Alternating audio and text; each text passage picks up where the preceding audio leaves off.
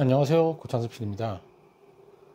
오늘은 스트릿 우먼 파이터라는 프로그램하고 오징어 게임이라는 프로그램에 대해서 한번 얘기를 해보려고 합니다. 이 프로그램을 보고 계신 분들도 있고 보지 않은 분들도 좀 있을 것 같아요. 먼저 이제 스트릿 우먼 파이터라는 프로그램에 대해서 얘기를 해보자면 엠넷이라고 음악 전문 채널이죠. 엠넷에서 사실 이런 류의 프로그램들을 엠넷에서 상당히 많이 했습니다. 뭐 랩을 하는 쇼미더머니, 그다음에 이제 이건 이제 스트릿 우먼 파이터는 춤을 추는 춤꾼, 여성 춤꾼들의 대결을 그린 건데, 사실 이제 춤을 추는 춤꾼들이 나온 그런 여러 가지 배틀 형태, 그 다음에 이걸 약간 남녀 간의 러브라인을 엮어서 하기도 하고 상당히 여러 가지를 했던 것 같아요. 근데 이번에 이제 스트릿 우먼 파이터라고 하는 거는 굉장히 돌직구 같은 그런 정면 승부라고 해야 되나? 춤을 정말 잘 추는 여성 춤꾼들을 이제 한 자리에 모아놓고 그 여성 춤꾼들이 말 그대로 이제 춤 실력으로 대결을 하는, 근데 이제 개별 대결이라기보다 그 크루라고 보통 이제 부르죠. 그래서 이제 하나의 그 집단을 이뤄서 같이 이제 춤을 추고 하는 그런 크루들끼리의 대결 형태를 지금 취하고 있습니다. 근데 이 프로그램이 저는 이제 사실은 스트릿 우먼 파이터라는 프로그램을 보면서 쇼미더머니하고 약간 저는 유사하다고 생각을 조금 많이 했어요. 그러니까 오로지 실력으로만 승부를 한다라는 이런 개념도 그렇고, 거기 나와 있는 사람들이 이제 뿜어내는 그런 에너지, 이런 게 쇼미더머니에서 뭔가를 이제 자기 모습을 랩으로 표현하려고 하는 사람들하고 여기서 자기를 춤으로 표현하려고 하는 사람들이 굉장히 일맥상통하는 부분이 있다라고 생각을 했고, 실제로 재미있는 기획이라고 생각했습니다. 이게 사실은 센 언니들을 또 모아놓은 것 같은 그런 느낌도 좀 있어요. 그래서 그동안 방송에서 그렇게 많이 보여지지 않았던 센 언니들을 모아놓은, 특히 이제 젊은 새로운 10대, 20대의 그 센 언니들 이미지를 모아놓은 프로그램이라고 할 수 있죠. 사실 그동안 쇼미더머니라는 프로그램이라든지 그다음에 제가 제목을 기억 안 나는데 춤을 가지고 했던 프로그램이나 이런 것들이 좀 있긴 했지만 여성만을 이렇게 모아서 했던 프로그램이 이제 많지는 않았던 것 같고, 여성 그 랩을 하는 언프리티 랩스타인가, 그 이제 여성 래퍼들이 모여서 하는 그런 프로그램이 있었죠. 사실 그 프로그램도 상당히 반향을 일으키기도 했고, 굉장히 센 언니들에 대한 그런 이제 사람들이 가지고 있는 그 호감, 그런 거를 그 프로그램으로서 조금 알 수는 있었는데, 사실 근데 이제 쇼미더머니라고 하는 프로그램이 있고 언프리티 랩스타라는 거는 조금 그 쇼미더머니의 약간 그 스피노프 프로그램, 일종의 쇼미더머니의 결을 타고 그냥 생긴 하나의 프로그램처럼 좀 느껴졌다고 하면, 스트릿 우먼 파이터라는 프로그램은 말 그대로 프로그램이 어디서 본 적 없는 듯한 그런 새로운 느낌이라는 느낌을 좀 많이 받았던 것 같아요.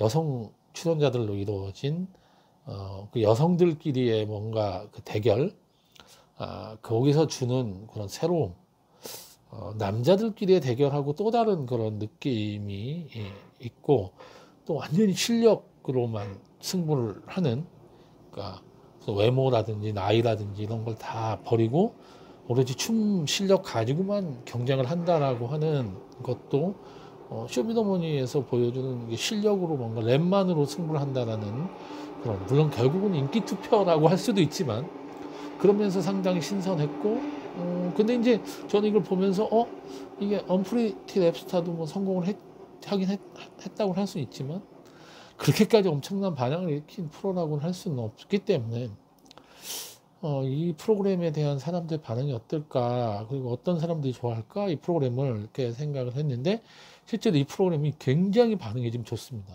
특히 이제 여성분들, 여성 시청자들한테 굉장한 반응을 얻고 있다고 알려져 있어요. 이게 보면 그리고 점점점 시청률도 좀 올라가고 있어서, 물론 이제 지상파 방송사에서 나오는 시청률하고 비교를 하면 조금 뭐 얘기가 돼볼 수는 있지만, 어쨌든 시청률도 계속 상승 곡선을 그리고 있고, 화제성 면에서도 굉장히 얘기가 많이 되고 있고, 특히 이제 여성분들 사이에서 굉장한 열렬한 지지를 받고 있는 프로그램으로, 이게 이제 스트리트 우먼 파이터가 생겼는데, 나중에는 이제 남성 댄서를 가지고 똑같은 포맷으로 프로그램이 생길 수도 있는, 기존에는 남성 뭐 어떤 그 쇼미더머니라는 게 남자들 간의 대결 양상이, 왜냐면 거기 이제 여성분들도 많이 출연했지만 남자들이 워낙 숫자가 많으니까 그렇기도 했는데, 이거는 여성들의 대결이었고, 이게 성공해서 이제 남성들의 대결 같은 프로그램이 앞으로 이제 나올 수 있을 것 같고, 사실은 그러고 보니까 트로트도 여성들의 대결이 먼저였군요. 예. 송가인 씨가 어쨌든 나오면서 그 뒤에 이제 남자들 데리고 트로트를 해서 지금의 이명웅이라는 사람이 나타나서 뭐 엄청난 히트를 좀 하고 있죠, 이명웅 씨가. 어쨌든 얘기가 딴 길로 샜는데, 스트리트 우먼 파이터라는 프로그램의 성공을 보면서 저는 좀 그런 생각을 했습니다. 사실 이 프로그램 성공 이전에도 그런 생각을 좀 많이 하고, 주변에서 에다가 얘기를 할 때 이제 지상파의 위기 관련돼서 이런저런 얘기를 할 때 그런 얘기를 좀 많이 들었는데, 사실은 저는 이제 지상파의 위기에 대해서 많은 분들이 얘기하지만 여전히 지상파 방송사가 가지고 있는 그 역할이 있다고 생각하거든요. 그리고 아무리 이제 위기가 되고 뭔가 그 영향력이나 이런 게 줄어든다고 해도, 기본적으로 그 무료보편 서비스라고 하는 지상파 방송이 가지는 그런 우리 사회에서 역할이 있기 때문에, 어느 일정 정도 수준 아래로는 지상파 방송사의 영향력이 떨어지거나 그런 일은 저는 없을 거라고 생각해요. 지금도 계속 떨어지고는 있지만, 근데 워낙 그 전에 지상파 방송사들이 그동안 우리 사회에 그서 뭐 누려왔던 영향력이라고 해야 되나, 이런 것들이 워낙 컸기 때문에 그 높았던 영향력이 조금씩 줄어들고 있어서, 그걸 이제 지상파 방송사가 점점 떨어지고 있다라고 느끼는 거지만, 근데 그게 어느 선이냐 떨어지는데, 그걸 제가 얘기할 그것까지 잘 모르겠지만, 어느 선 아래로는 무료보편적 서비스라고 하는 게 우리 사회에서 꼭 필요한 역할이기도 하기 때문에 지상파 방송사들이 그런 서비스를 하고 있는 거죠.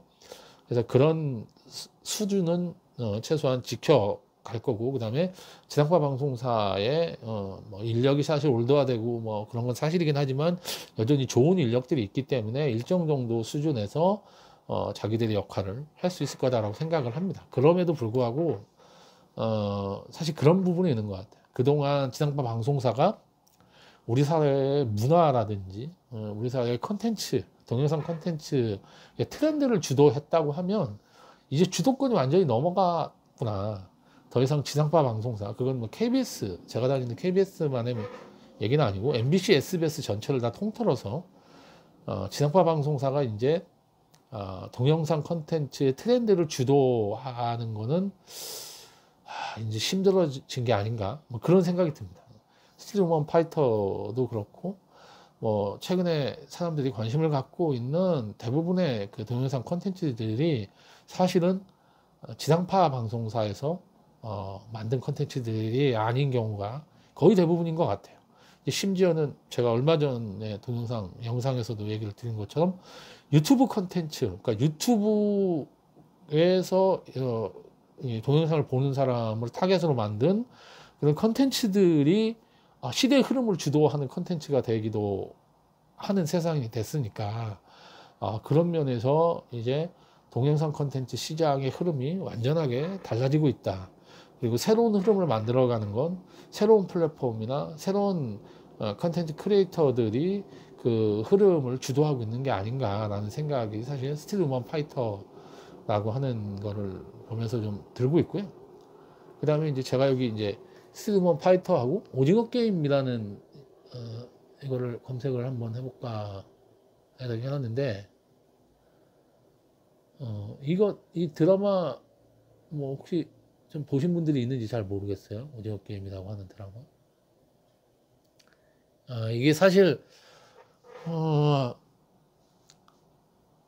뭐 이 원작이나 이런 거에 대해서는 뭐 얘기할 부분이 많지만 그건 다 얘기를 빼놓고 그냥 오징어 게임이 현재 이 만들어내고 있는 일종의 저거 드라마 꼭 봐야 돼 라고, 이게 마케팅의 승리라고 볼 수도 있고, 근데 이제 오징어 게임이 나오기 전에 DP라고 하는 이제 드라마가 있었죠. 오징어 게임이나 DP나 이 드라마 시장을 선도하는 컨텐츠도, 그동안은 드라마는 다른 데서는 절대 못한다고 했는데 넷플릭스가 나오면서 이제 그 드라마 시장을 선도하는 컨텐츠는 넷플릭스가 이제 만들고 있는 게 아닌가라는 생각이 들 정도로 드라마 컨텐츠도 이제 지상파 방송사의 손을 떠나간 게 아닌가, 이런 생각이, 오징어 게임이 지금 추석 연휴 동안 이렇게 화제가 되는 걸 보고